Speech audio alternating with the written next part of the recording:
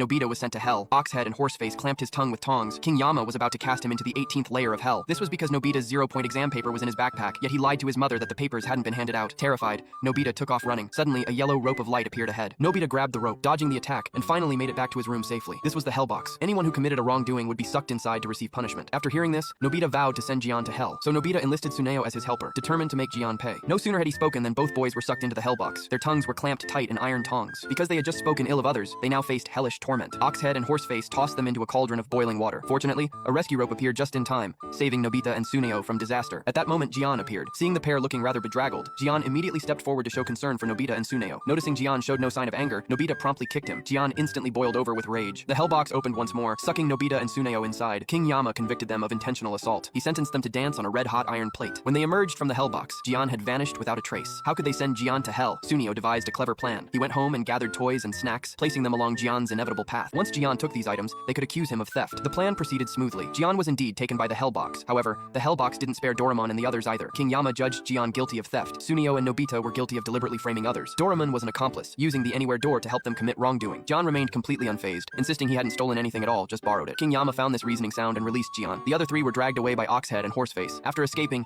Jian felt thirsty and poured a carbonated drink into the Hellbox, but no matter how much he poured, the box wouldn't fill. Frustrated, Jian shook the cup. Suddenly, the Hellbox began swelling and expanding until it finally exploded. Nobita and the others successfully escaped.